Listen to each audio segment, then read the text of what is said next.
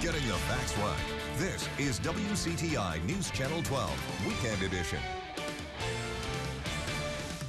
An outpouring of love to honor the life of Mariah Woods. A memorial is steadily growing outside the 3-year-old's home southwest of Jacksonville.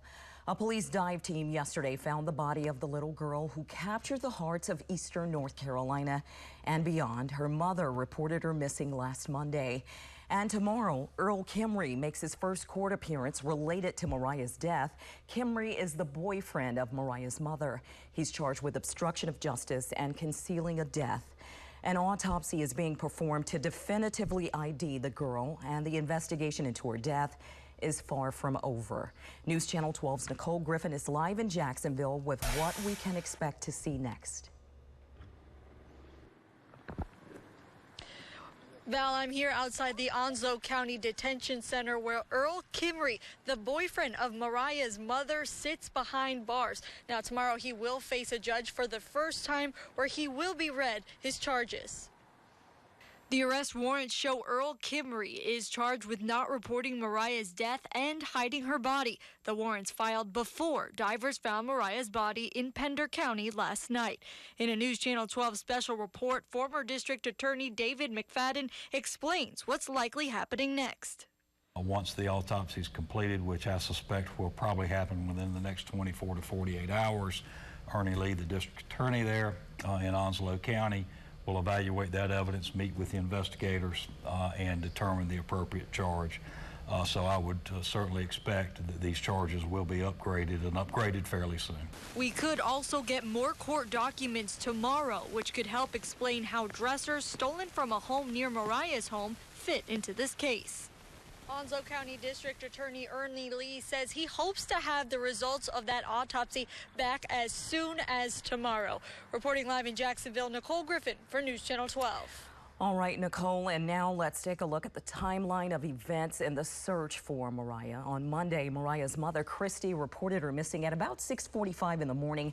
An Amber Alert and reverse 911 call was put out a couple of hours later. On Thursday, the FBI said officials discovered items of interest at the scene and utilized the help of the Marine Corps to transport those items to Quantico for priority testing. Sometime about 1 o'clock in the afternoon on Thursday, officials set up a new crime scene off Highway 17. Friday, more than 700 people showed up to volunteer in the search for Mariah. Investigators arrested Earl Kimrey late that afternoon, and on Saturday, a dive team found Mariah's body in Pender County. Many of us didn't know Mariah, but we felt connected to her when we learned about her disappearance. Now it's a heartfelt goodbye for a life taken too soon. People are leaving teddy bears, candles, and messages at a roadside memorial right in the girls' neighborhood. News Channel 12's Stephanie Brown is live now with their touching tributes. The past week has been a very anxious time for the people who live nearby. And now, with the outcome nobody wanted, many are left heartbroken.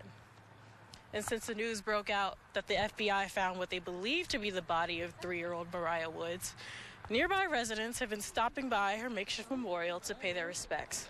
Many stopping by had never even met Mariah personally, but were praying for her safety throughout the week. Now they're leaving small gifts in her memory and in support of her loved ones. Our love and our gratitude to the law enforcement and the FBI agents, and people are just showing the baby girl that we love her even though we never met her.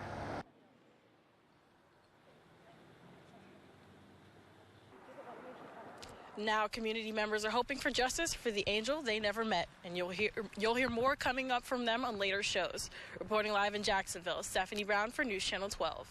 All right, Stephanie, the FBI agent we've seen at the press conferences all week, Stanley Meter, is a recent award winner for his efforts in helping find a missing girl in September 2016. He received a Top Cop honorable mention from the National Association of Police Organizations that happened in May of this year.